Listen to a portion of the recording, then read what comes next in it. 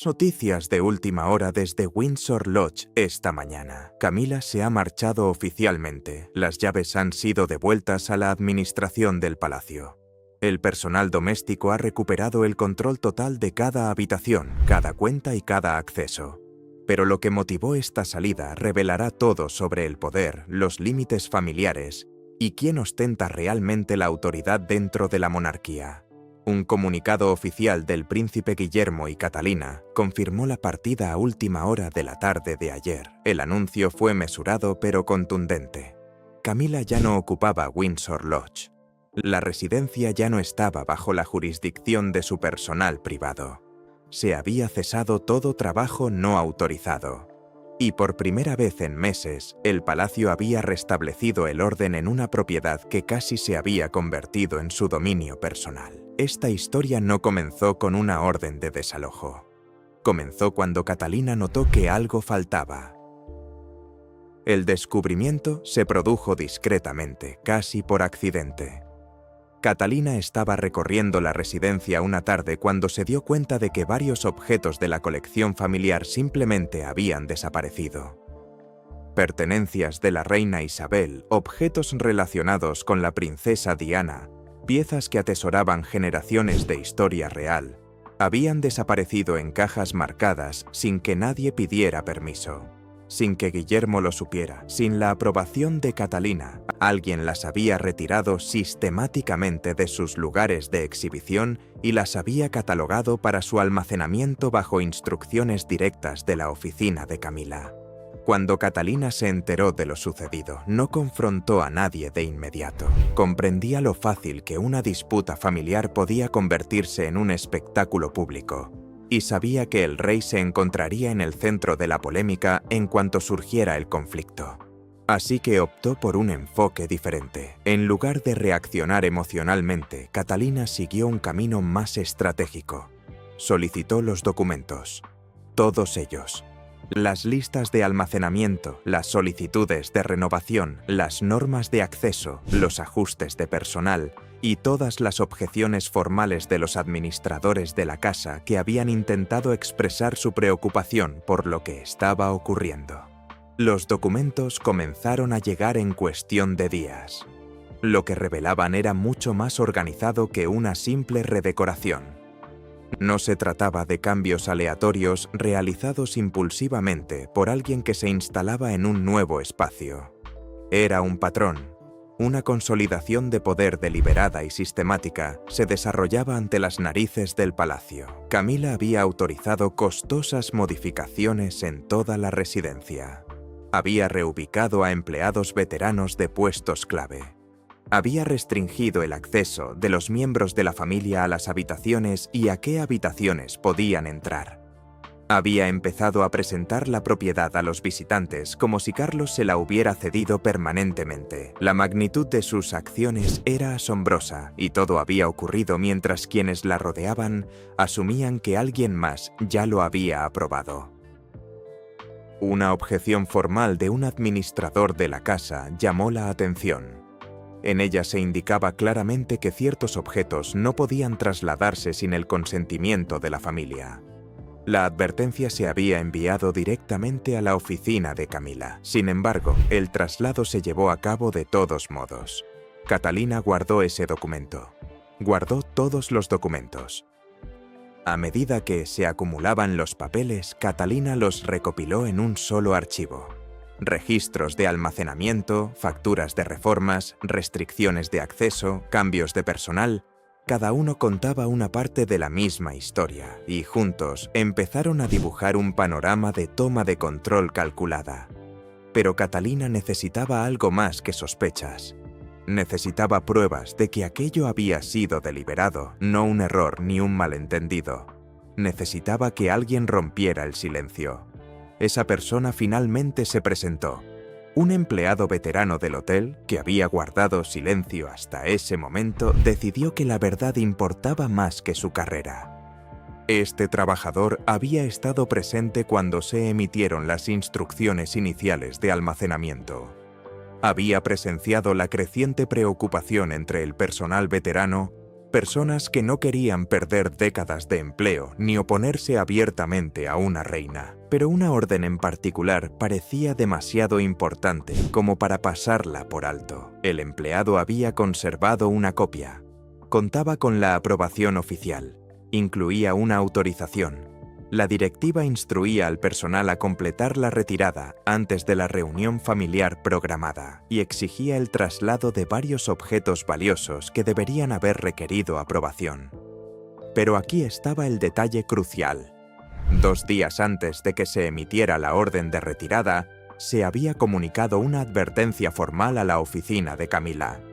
El aviso indicaba que no debía realizarse ninguna transferencia hasta que se verificara el estado de la propiedad y los derechos de la familia. Se debía consultar a la familia con respecto a esas piezas específicas. Aún así, llegó la orden de extracción. La gente del palacio lo sabía. Ella había sido notificada y decidió proceder de todos modos. Cuando Guillermo recibió el expediente de Catalina, no reaccionó con la furia que Camila podría haber anticipado. Guardó silencio. Examinó cada documento con meticuloso cuidado. Cuestionó quién había autorizado el traslado de las pertenencias de su madre. Exigió saber quién había reubicado al personal. Quería comprender quién había aprobado los gastos. Todas las respuestas apuntaban directamente a ella. Pero Guillermo no había terminado de recopilar información. Solicitó algo mucho más importante. Exigió los documentos fundacionales de Windsor Lodge, no resúmenes ni interpretaciones, sino la documentación original. Los términos de ocupación originales, las condiciones de financiación, el registro de propiedad y cada modificación que se hubiera realizado. Necesitaba comprender con exactitud qué autoridad tenía Camila sobre esa residencia. Los funcionarios del palacio comenzaron la búsqueda entre décadas de registros. En el círculo íntimo de Camila, inicialmente se asumió que este examen confirmaría lo que ella había estado contando a todos. Creían que la revisión probaría sus afirmaciones. Pensaban que Carlos le había otorgado un control absoluto. Daban por sentado que su ocupación era segura y permanente. Calcularon que Guillermo podría oponerse, pero no podría actuar sin desafiar directamente a su padre. Entonces, en lo más profundo del archivo de la residencia, un archivero descubrió algo que lo cambió todo. La propiedad permanente no figuraba en el texto. A Camila no se le había concedido un arrendamiento absoluto ni un alquiler indefinido. Lo que describían los documentos era un acuerdo familiar, uno que requería la aprobación continua de la familia y una administración adecuada de la propiedad. Pero había otra cláusula, una segunda línea crucial que se encontraba debajo de la primera. Contenía un lenguaje que nadie en la oficina de Camila parecía haber leído jamás. Cuando la propiedad familiar se consideraba propiedad personal, cuando implicaba el uso indebido de fondos de la corona, cuando significaba restringir el acceso, cuando significaba la terminación de la residencia, todo eso se citaba como una violación. El acuerdo podía revocarse si se abusaba de los recursos reales, los empleados o la propiedad. Aparentemente, nadie en su administración había revisado esa sección con detenimiento. O tal vez sí lo hicieron, y simplemente asumieron que nunca se aplicaría a ella. Guillermo no la confrontó inmediatamente después de encontrar esa cláusula. Se tomó el tiempo necesario para cotejar los cambios de personal, los registros de gastos y las instrucciones de almacenamiento con el acuerdo original. Quería eliminar cualquier posibilidad de mala interpretación o alegaciones de desconocimiento. Buscaba evitar cualquier motivo de discusión o rechazo. Para cuando programó la reunión con ella, su documentación era exhaustiva. Su caso estaba completo. Camila esperaba hablar de procedimientos al entrar en la reunión. William dejó claro que se trataba de su conducta. Ella afirmó que se refería a sus acciones. Él explicó que se trataba de sus decisiones. Uno por uno expuso los documentos, las visitas bloqueadas, el personal reasignado, los costos laborales, la restricción de acceso y la orden de trasladar los objetos de su madre. Entonces él formuló la pregunta que ella había evitado. ¿Qué le otorgaba esa autoridad? Camila no presentó ningún documento como respuesta. En cambio, respondió con una afirmación. Aseguró que el rey no tenía objeciones a los ajustes. Dijo que la corte aceptaba su autoridad. Declaró que los miembros de la familia estaban sujetos a sus órdenes. Creía que eso era justificación suficiente. William rechazó por completo esa lógica. Windsor Lodge no era propiedad personal que pudiera tratarse como propia, afirmó rotundamente. Allí se guardaban objetos preciados, se autorizaban gastos, se conservaba el legado familiar y se establecían acuerdos con diversas partes. Los términos documentados no podían ser anulados por conversaciones privadas. Y trasladar objetos vinculados a su madre sin su conocimiento era inadmisible. Camila entonces cambió de estrategia. Advirtió que Carlos se sentiría avergonzado si el asunto se prolongaba. Advirtió que insistir en el tema humillaría al monarca. Cualquier confrontación abierta demostraría la incapacidad del rey para gobernar su propia residencia. Se convertiría en noticia, avivaría el conflicto e incitaría a cuestionar la verdadera autoridad en la residencia. La amenaza fue deliberadamente elegida y cuidadosamente formulada. Guillermo escuchó su sugerencia, pero también comprendió algo más. Dar un paso atrás evitaría un escándalo. Sin embargo, alejarse implicaría que invocar la condición real bastaba para eximir de responsabilidad a cualquiera y no permitiría que se sentara ese precedente. Aún así, siguió adelante. Guillermo ordenó un examen exhaustivo de cada decisión tomada desde que ella comenzó a reclamar la residencia como su dominio. La revisión abarcaría las condiciones de residencia, los protocolos de seguridad, las decisiones de personal, los gastos, el mantenimiento, la gestión de visitantes y las transferencias de propiedad. Ni la opinión ni la tradición bastarían. Se necesitaban pruebas para cada reclamación. El trabajo de Catalina constituyó la base de esa investigación. Había conservado las objeciones formales de los funcionarios. Varios memorandos señalaban que el personal con antigüedad no debía ser despedido sin consulta. Varias advertencias indicaban que el personal veterano requería consideración antes de ser reasignado.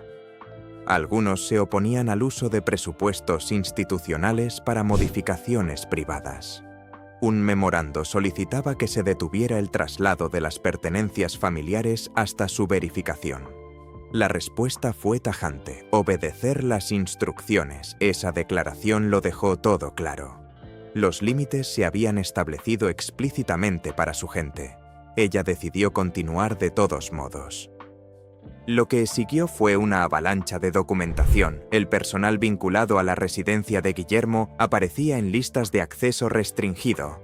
Los registros de personal mostraban que solo su personal controlaba los espacios reservados para reuniones familiares. Las facturas incluían proyectos solicitados antes de obtener la autorización formal. Las obras comenzaron antes de que se diera la aprobación. El diseño se volvió inconfundible a medida que se acumulaban las pruebas. Esto no era un error. Se había establecido un sistema. Se estaba llevando a cabo un proceso deliberado. Un funcionario que asistió a una sesión de planificación anterior proporcionó el relato más revelador. Camila había hablado de la residencia como si su control fuera absoluto y permanente. Mencionó nuevas estructuras de personal, políticas de visitas modificadas y áreas que se habían dejado de usar para la familia. Un ayudante afirmó que nadie se atrevía a cuestionar a la reina cuando se le preguntaba si existía una autoridad permanente. Esa convicción se convirtió en la base de todo lo que hacía. Pero la investigación de Guillermo desafió directamente esa suposición. Los funcionarios llegaron a una conclusión que conmocionó a su pueblo. No se le había otorgado la propiedad, un contrato de arrendamiento vitalicio, ni una concesión real absoluta. Se le permitió ocuparla únicamente mientras respetara su función familiar y la utilizara correctamente. Podía residir allí solo mientras mantuviera su carácter familiar y garantizara su uso apropiado. Además, Los acuerdos otorgaban a la familia la autoridad para intervenir si se incumplían las condiciones. Asimismo, los contratos facultaban a la familia para actuar si se violaban las cláusulas. Guillermo buscaba una verificación final. Necesitaba saber si la cláusula podía aplicarse sin su consentimiento o sin que el rey emitiera una nueva directiva. La respuesta llegó esa misma noche. Sí, podía hacerse. Pero la investigación también reveló algo más. Había sido notificada en 3 ocasiones distintas antes de que comenzara la revisión. Había recibido 3 advertencias diferentes. La documentación de Catalina mostraba que en cada una se explicaba que su autoridad era condicional. Cada advertencia aclaraba que su autoridad era limitada. Todas la instaban a reconsiderar su decisión. Las ignoró todas. Que Camila hubiera malinterpretado la advertencia o la hubiera ignorado deliberadamente ya no era relevante. Ahora era irrelevante. Se trataba de abordar a alguien que había sido advertida, conocía las consecuencias y aún así procedió. Requería decidir qué hacer con alguien que había sido advertida, comprendía el riesgo y persistía a pesar de todo. El expediente que Guillermo había recopilado ya no era solo un registro de infracciones, se había convertido en un mapa de cómo había acaparado sistemáticamente el poder. Una decisión a la vez, paso a paso, con premeditación. Mientras que quienes observaban asumían que alguien había autorizado sus acciones, Catalina las ordenaba cronológicamente.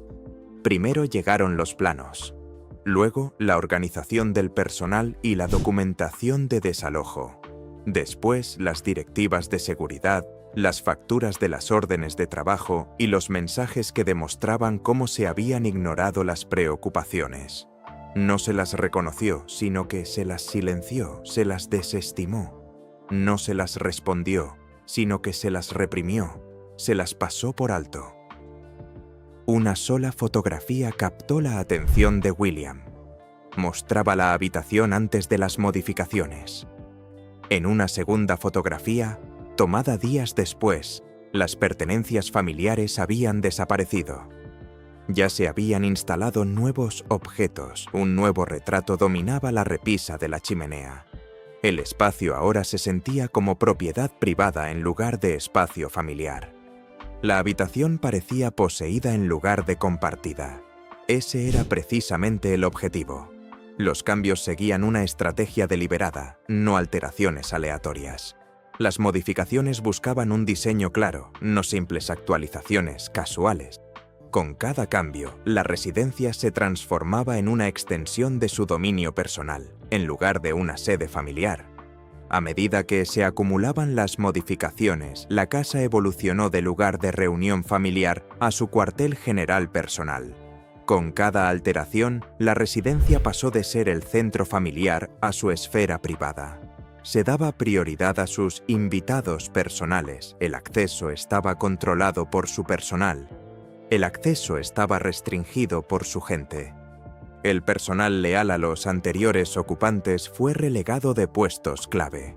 El personal vinculado a antiguos residentes fue desplazado de funciones centrales. Los objetos de épocas pasadas fueron almacenados. Las pertenencias vinculadas a antiguos residentes fueron guardadas en un depósito. En ese instante, Catherine comprendió algo crucial. Cuando Camila la despidió con ese comentario sobre centrarse en su propia casa, no estaba desahogando su frustración. Era una declaración de estrategia deliberada, una expresión de intención calculada. William y Catherine estaban siendo sistemáticamente expulsados de una residencia que Camila consideraba suya. No se trataba simplemente de que toleraran la redecoración. Los estaba sacando de una casa que pretendía dominar por completo. Un miembro leal del personal que había permanecido en silencio se presentó con la prueba más contundente. El empleado había presenciado el establecimiento de los protocolos iniciales de almacenamiento. Había notado la creciente preocupación entre el personal veterano. Pero una orden parecía demasiado importante como para pasarla por alto. El trabajador había salvaguardado pruebas. Contaba con aprobación oficial. Incluía una firma. La orden exigía que el desalojo se completara antes de la reunión familiar programada y especificaba que se llevaran varias pertenencias protegidas. El momento elegido lo demostró todo. La fecha reveló la intención. El momento fue incriminatorio. Demostró que la mudanza no se debió a un mantenimiento urgente. Probó que la retirada no era necesaria para reparaciones. Reveló que la reubicación no fue motivada por una necesidad apremiante. Fueron trasladados antes de que William y Catherine pudieran descubrir lo sucedido. Los objetos desaparecieron antes de que los herederos pudieran observar los cambios. Fueron sustraídos antes de que William y Catherine pudieran presenciar las modificaciones. Entonces, Catherine encontró la advertencia adjunta a la orden. La notificación se emitió 2 días antes de la instrucción de traslado. Indicaba que no debía realizarse ningún traslado hasta que se confirmara el estatus de la propiedad y los derechos familiares. Señalaba que no debía procederse a la reubicación hasta que se verificaran la propiedad y los privilegios familiares. Especificaba que la familia debía revisar dichos objetos. Aún así, se emitió la orden de extracción. Su familia lo sabía. Ella había sido notificada. Ese hallazgo destruyó cualquier alegación de malentendido. Ese descubrimiento eliminó la posibilidad de una confusión accidental. Esa evidencia aniquiló la excusa de una simple falta de comunicación. La directiva se emitió después de una advertencia formal sobre el peligro. La instrucción se dio después de una notificación documentada de la amenaza.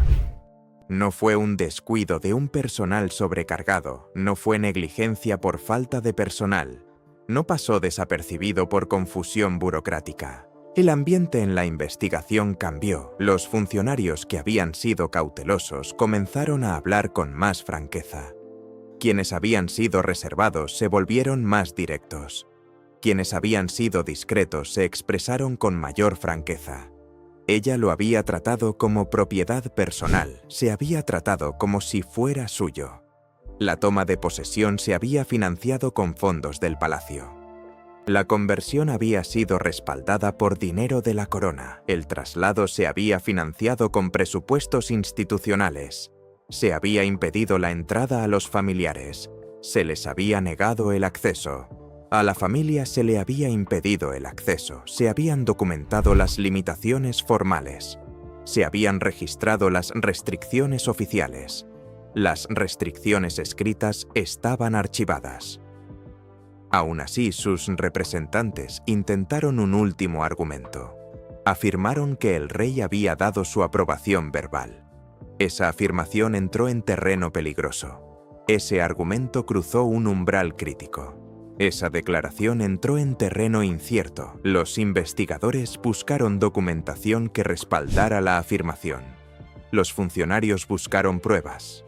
Los investigadores buscaron verificación, una autorización real, una carta formal, una modificación contractual, una notificación del secretario personal del rey o documentación de cualquier conversación sobre el control permanente. No existía nada, no se encontró nada, no apareció ninguna prueba.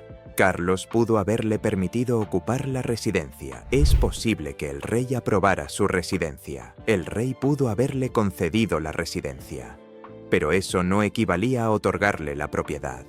Puede que supiera de su deseo de realizar cambios.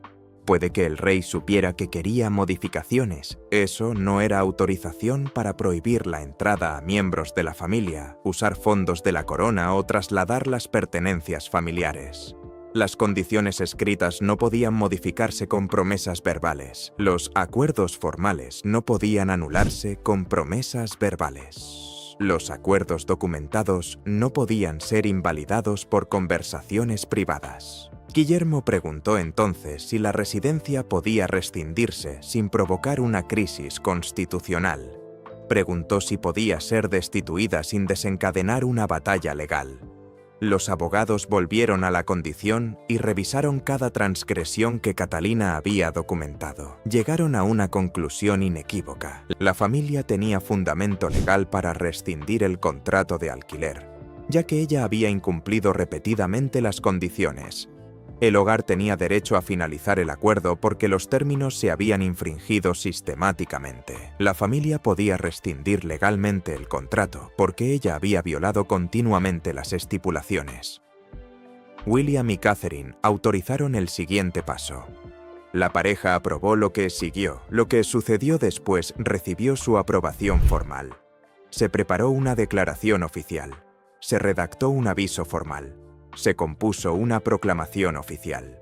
En ella se enumeraban las infracciones, se ordenaba el cese de todo trabajo no autorizado, se devolvía la plena autoridad a la administración de la casa y se exigía la salida del personal de camilla.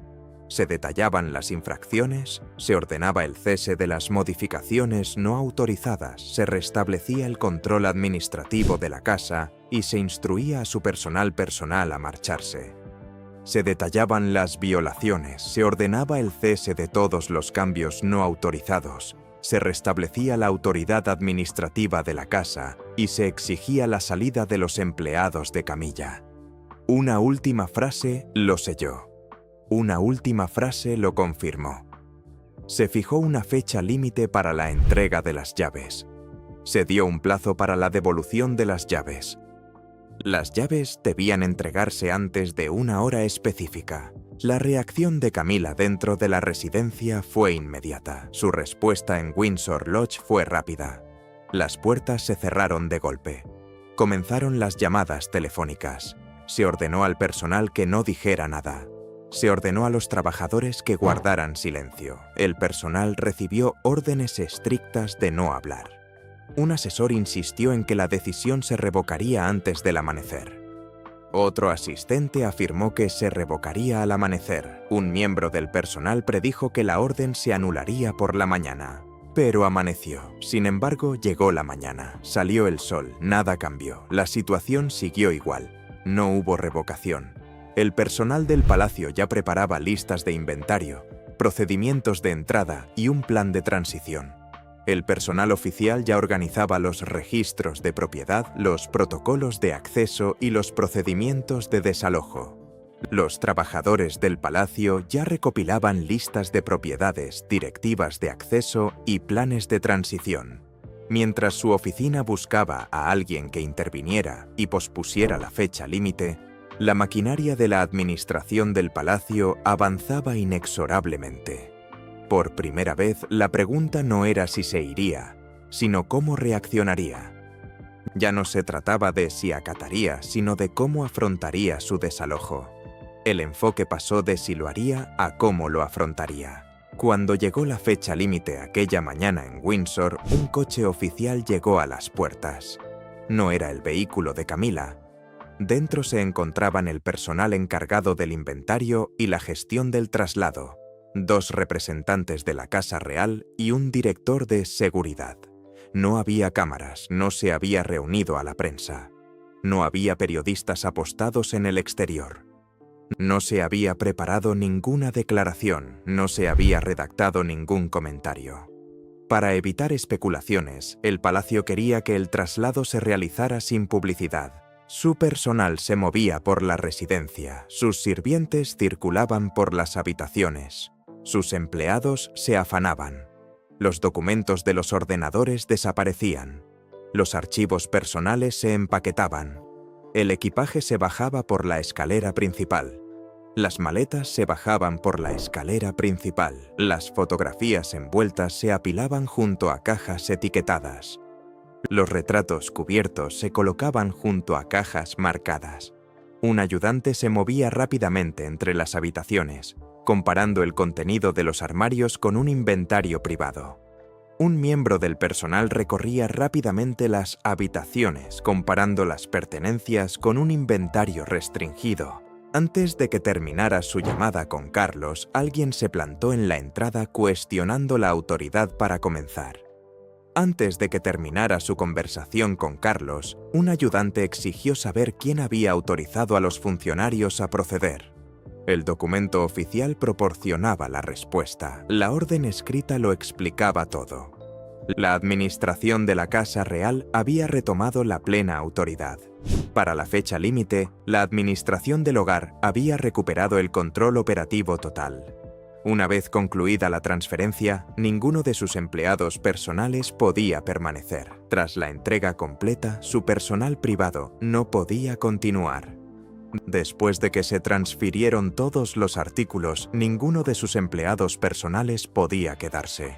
Todos los espacios permanecerían abiertos a inspección, y nada podía quedar sin verificar.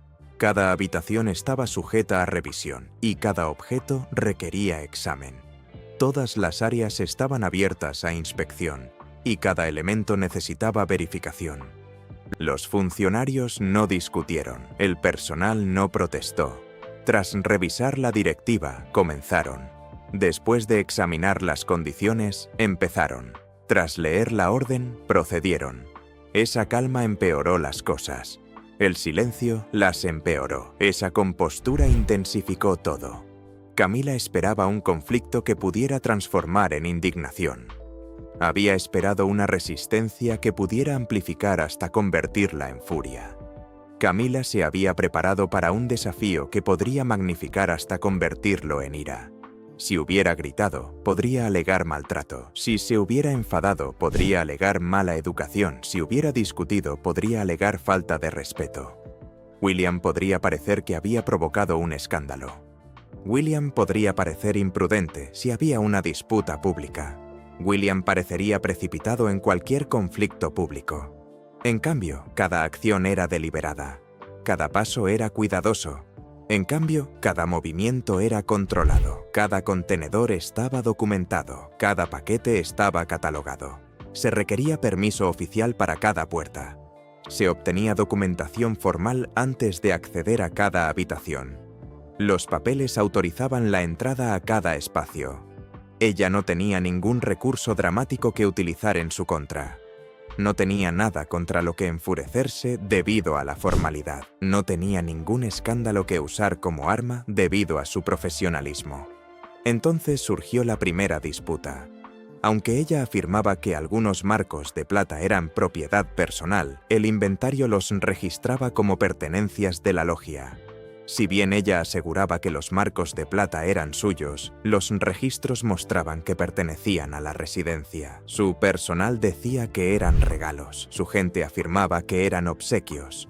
Los funcionarios solicitaron documentación. Los funcionarios exigieron pruebas. No se presentó nada, no apareció ningún documento. Los marcos permanecieron en el inventario. Luego vinieron 2 obras de arte, un escritorio para correspondencia y un armario con correspondencia real. A continuación, 2 cuadros, un escritorio para escribir cartas y un estuche con cartas históricas. Se aplicó el mismo criterio en todos los casos.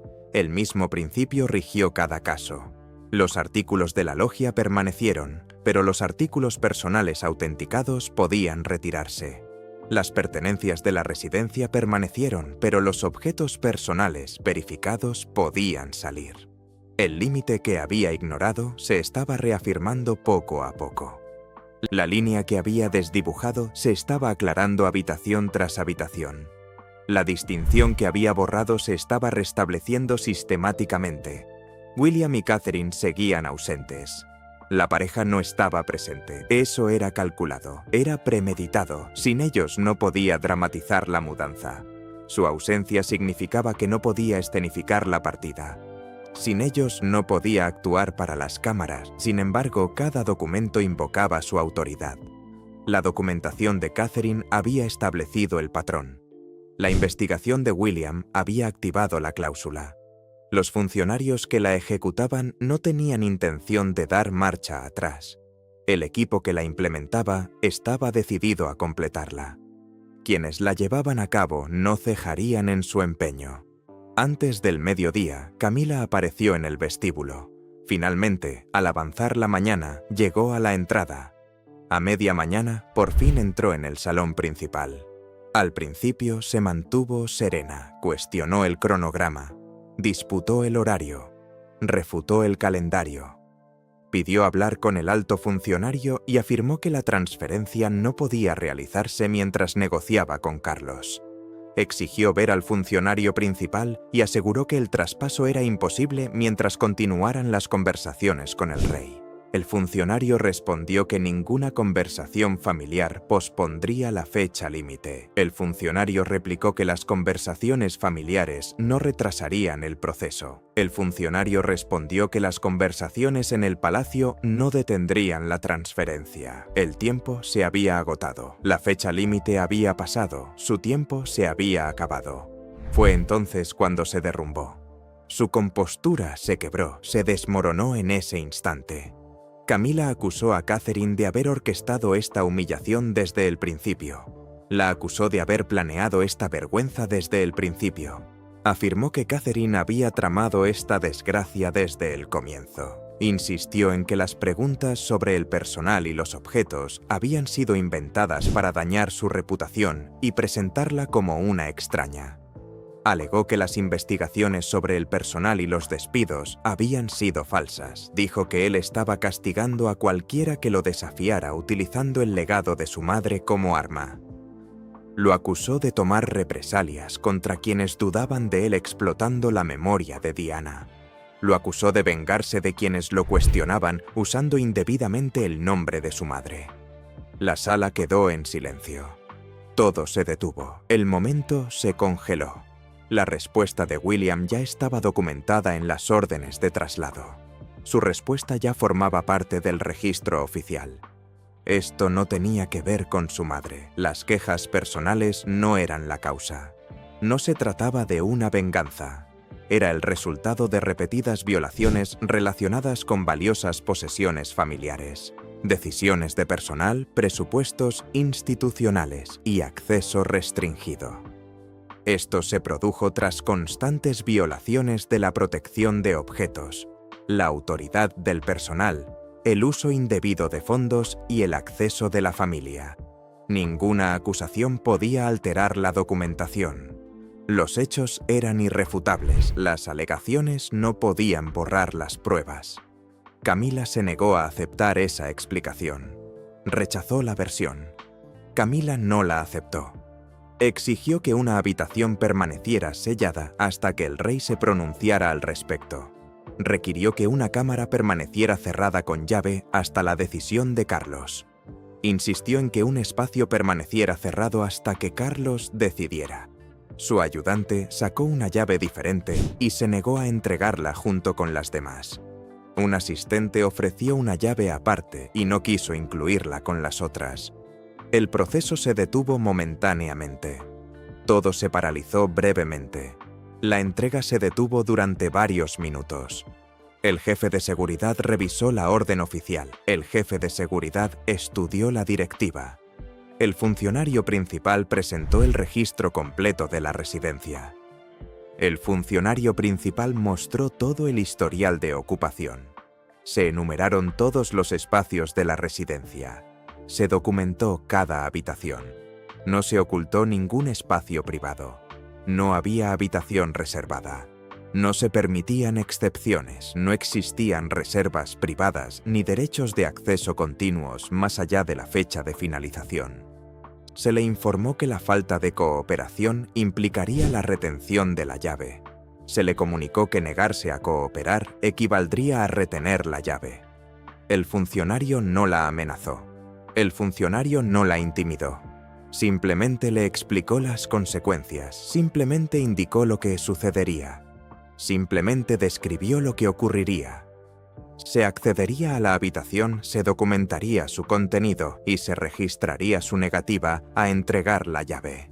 Se entraría en la habitación, se haría un inventario y se anotaría la negativa a entregar la llave. Se accedería al espacio, se catalogarían sus objetos y se documentaría su negativa a entregar la llave. El asistente miró a Camila. El miembro del personal se giró hacia ella. Su asistente la miró. Ella asintió levemente. Asintió mínimamente. La llave se colocó sobre la mesa. La llave se posó sobre la superficie. Al caer la tarde, sus coches se prepararon. A última hora de la tarde, sus vehículos estaban listos. Bajo la atenta mirada de los funcionarios que cotejaban cada artículo con la lista, su personal se marchó por etapas. Supervisados por inspectores que verificaban cada caja, sus empleados salieron lentamente. Los últimos contenedores se colocaron en los vehículos, se empacaron los últimos artículos. El vestíbulo quedó vacío. El salón principal se despojó. Un vehículo se detuvo en las puertas y luego giró hacia la carretera que se alejaba de Windsor.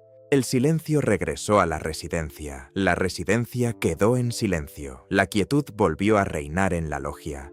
Pero el palacio se enfrentaba a otra decisión. Sin embargo, la institución aún debía elegir un rumbo. Los asesores preferían no hacer declaraciones públicas. Los funcionarios no querían ningún anuncio. Los asesores del palacio no buscaban ninguna divulgación. Creían que podían minimizar la atención presentándolo como una transición rutinaria. Esperaban silenciar la noticia calificándolo como un movimiento estándar. Guillermo y Catalina no estaban de acuerdo. La pareja no aceptaba el silencio, se oponían. Demasiados empleados sabían lo que había sucedido. Demasiados trabajadores del palacio comprendían la situación. La documentación era demasiado extensa, el rastro documental era demasiado evidente. El silencio daría cabida a su versión. El silencio permitiría que su relato se difundiera. El silencio permitiría que surgieran historias alternativas. Decidieron emitir un comunicado de inmediato. Decidieron hacerlo esa misma noche. Optaron por hablar públicamente esa noche. Aunque Guillermo y Catalina eligieron sus palabras con cuidado, el mensaje fue implacable. Si bien hablaron con moderación, su significado era claro. A pesar del lenguaje mesurado de Guillermo y Catalina, el mensaje era severo. Había sido desalojada de Windsor Lodge. Su estancia en Windsor Lodge había terminado. Ya no residía allí. La residencia ya no estaba bajo el control de su personal. La propiedad ya no era administrada por su administración privada. Todas las modificaciones no autorizadas habían cesado. Los proyectos no autorizados se habían detenido. Las llaves habían sido entregadas. La administración del palacio había restablecido el control total de todos los espacios, recursos y accesos. El personal de la Casa Real recuperó la autoridad sobre cada área, presupuesto y acceso. La noticia se extendió rápidamente por el palacio. El comunicado circuló con celeridad. El personal del palacio comprendía lo que los ajenos desconocían. Los funcionarios del palacio conocían detalles que el público no llegaría a saber. Esta no fue su decisión. Esta destitución no fue consensuada. Fue el resultado de una investigación que reveló hasta dónde había llegado creyendo que nadie la desafiaría. Surgió de un examen que descubrió el alcance de su toma de control, realizada bajo la creencia de que no encontraría oposición. Ella lo había tratado como algo permanente. Había considerado la residencia como suya indefinidamente. Había asumido la ocupación permanente, pero los documentos contaban una historia diferente. Sin embargo, los registros mostraban lo contrario. No obstante, la documentación revelaba una realidad distinta. Guillermo no sintió triunfo. Guillermo no expresó victoria alguna. Autorizó el inicio de la restauración. Ordenó el comienzo de los trabajos de restauración. El personal identificó cada pieza que había sido retirada durante su mandato al abrir la documentación del almacén. Todos los objetos que se habían trasladado durante su residencia fueron catalogados al consultar los registros. Se utilizaron planos originales, listas de pertenencias y fotografías. Se basaron en diseños de habitaciones, catálogos e imágenes anteriores. El mobiliario común se separó de los objetos relacionados con la difunta reina. Las piezas comunes se distinguieron de los objetos vinculados a la reina Isabel. Los objetos relacionados con Diana se cotejaron con la documentación de Guillermo antes de su reposición. Las pertenencias vinculadas a Diana se verificaron con las listas de Guillermo antes de su restitución. Entre todos los contenedores, uno permaneció intacto más tiempo que los demás. De todos los paquetes, uno permaneció envuelto y sin abrir durante más tiempo. Contenía el objeto personal que desencadenó la participación de Guillermo. Contenía el objeto que originalmente provocó su entrada en la disputa. La etiqueta indicaba que debía ir a otro lugar, pero permaneció intacto. La anotación sugería que estaba destinado a ser retirado, pero nunca se abrió. Podría haber desaparecido en un vasto archivo real, lejos de la residencia, olvidado por quienes conocían su historia. Podría haberse perdido en otra propiedad real muy alejada de aquí, desconocida para quienes recordaban su historia. Si ese empleado no se hubiera presentado, ¿habría roto ese silencio? Catalina observó las obras de restauración sin celebrarlas. Las supervisó con discreción, sin alardes. Para Catalina no se trataba de territorio ni de reclamarlo. Para ella nunca se trató de poseer una habitación ni de reclamar un espacio. Se trataba de trazar una línea. Implicaba establecer un límite. La confianza no podía usarse como arma para apoderarse de bienes comunes. La buena fe no podía justificar la apropiación de la propiedad familiar. Un espacio no podía vaciarse de historia familiar solo porque resultara inconveniente. Una habitación no podía despojarse del patrimonio familiar simplemente porque los recuerdos molestaran a alguien. Una cámara no podía purgarse del legado familiar porque causara inquietud. Incluso cuando quien los desafiaba ostentaba un estatus real, el poder requería límites. Incluso cuando el desafiante llevaba una corona, la autoridad legítima necesitaba límites. Cuando se enfrentaba a un desafío de rango real, la autoridad apropiada requería estructura. El mensaje quedó registrado. El principio quedó claro. Se contactó a los empleados de larga trayectoria que habían sido despedidos. Se contactó al personal veterano que había sido removido. Se contactó a los trabajadores con muchos años de servicio que habían sido despedidos. A algunos se les ofreció recuperar sus antiguos puestos. Varios fueron invitados a retomar sus antiguas funciones. La estructura del personal tuvo que reconstruirse con ayuda adicional. El equipo administrativo tuvo que reestructurarse con personal nuevo. La infraestructura de la casa tuvo que reconstruirse con apoyo adicional. Se restableció la supervisión imparcial de la gestión de visitantes. Se reinstauró el control objetivo de las normas para los huéspedes. Se le retiró a su personal la facultad de decidir qué familiares podían acceder. Se le retiró a su personal el control sobre quién de la familia podía entrar. La victoria tuvo un precio, pero la residencia ya no era el dominio personal de Camila. La victoria tuvo ramificaciones, pero la casa de campo dejó de ser su extensión privada. El triunfo tuvo repercusiones, pero la residencia ya no era su cuartel general personal. Charles se enfrentó de repente a preguntas que no podía eludir. Charles tuvo que responder de repente a preguntas que había estado ignorando. ¿Cuánto sabía? ¿Hasta qué punto estaba informado? ¿Había invocado ella su autoridad creyendo que nadie cuestionaría su afirmación? ¿Había reclamado su aprobación asumiendo que nadie la verificaría? ¿O Charles realmente había consentido las modificaciones? ¿O realmente autorizó los cambios? ¿Había comprendido que los cambios se financiaban con fondos institucionales? ¿Sabía que los presupuestos del palacio financiaban las obras? Y lo que es más importante, ¿sabía que las pertenencias de su madre y de Diana habían sido retiradas a pesar de las advertencias formales? ¿Era consciente de que los objetos de su difunta madre y de la princesa Diana habían sido reubicados a pesar de las advertencias documentadas? No hubo respuesta. No se dijo nada. Permaneció en silencio. El monarca estaba protegido por el silencio, pero la confianza de la familia, no. Guillermo aprendió que, sin documentación, los acuerdos familiares verbales carecían de validez.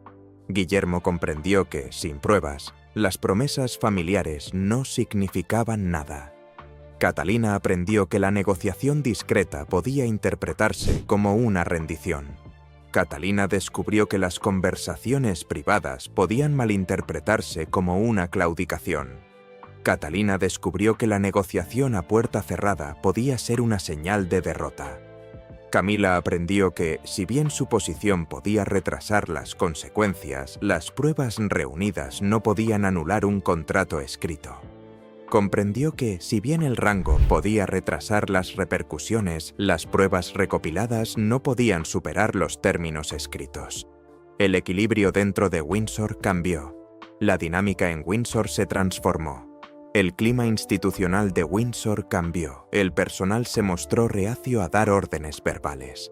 Los trabajadores se volvieron cautelosos con las instrucciones habladas. El personal desconfió de las órdenes verbales. Donde antes las decisiones se tomaban en privado, ahora se requería documentación formal. Cuando las decisiones se habían tomado de forma privada, la autorización oficial se volvió esencial.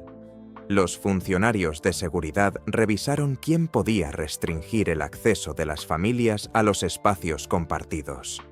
El personal de protección evaluó quién tenía autoridad para controlar el acceso a las residencias comunitarias. Los equipos de seguridad cuestionaron quién podía determinar el acceso a las propiedades familiares.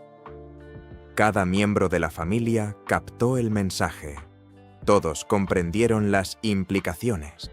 Cualquiera que tratara las costumbres reales como posesiones personales sería cuestionado por Guillermo y Catalina. Quienes trataran las residencias institucionales como dominio personal encontrarían resistencia por parte de los herederos. Cualquiera que intentara convertir los recursos familiares en propiedad personal se toparía con la oposición. Por lo tanto, la destitución de Camila se convirtió en algo más que una simple cuestión de residencia. En consecuencia, su expulsión representó más que el mero hecho de abandonar una casa. Así, su destitución significó más que el simple desalojo de una propiedad. Marcó el momento en que su poder la abandonó. Representó el fin de su influencia. Indicó el límite de su control. Ella creía que la posición de Carlos ampararía todas sus decisiones. Daba por sentado que su estatus real protegería cada una de sus acciones. Tenía fe en que su autoridad la protegería. Creía que los empleados guardarían silencio. Esperaba que el personal no se pronunciara. Contaba con que el personal se mantuviera callado. Guillermo no interferiría. Guillermo no se involucraría. Guillermo no intervendría. Y Catalina se mantendría cortés. Y Catalina se mantendría serena. Todas sus suposiciones fallaron. Todas sus expectativas se volvieron en su contra. Ella misma provocó su caída. Ella misma orquestó su derrota. El asunto podría haber terminado tranquilamente si hubiera hecho caso a la primera advertencia. La situación podría haber permanecido en privado si se hubiera detenido tras el primer aviso. El conflicto podría haberse mantenido bajo control si hubiera escuchado la advertencia inicial. William podría no haber ordenado la revisión si ella hubiera revocado sus restricciones, explicado los gastos o devuelto los objetos. William podría haberlo dejado pasar si ella hubiera restablecido el acceso de la familia, revisado los costos o devuelto lo sustraído. En cambio, cada negativa se sumó a la documentación de Catherine. Más aún, cada negativa añadió una página más al expediente. Cada intento de consolidar su poder generó nuevos testimonios. Cada esfuerzo por afianzar su control creó nuevas pruebas. Cada movimiento para expandir su autoridad produjo nuevas evidencias. Para cuando se entregó la notificación, prácticamente había construido su propio caso en su contra. Cuando llegó la notificación, sus propias acciones habían reunido las pruebas en su contra. Los espacios remodelados habían sido revisados al atardecer. Las habitaciones modificadas habían sido inspeccionadas al anochecer. De nuevo, la residencia quedó en silencio, pero no por miedo. Una vez más, la casa quedó en silencio, pero no por terror. La logia volvió al silencio, pero no por ansiedad. Era el silencio que sigue a la confrontación cuando todos comprenden que los límites han cambiado. Era el silencio que llega después de la lucha cuando todas las partes reconocen que algo fundamental ha cambiado. Era la quietud que llega después del conflicto cuando todos entienden que el orden se ha restablecido. Camila no solo había sido apartada de Windsor Lodge, no solo había sido expulsada de la residencia. Ocurrió algo más que una simple expulsión. Le habían demostrado que invocar el nombre de Carlos ya no funcionaría. Le demostraron que su autoridad ya no la protegería. Le dejaron claro que su estatus real no la ampararía en el futuro, y cualquier conflicto futuro sería mucho más perjudicial.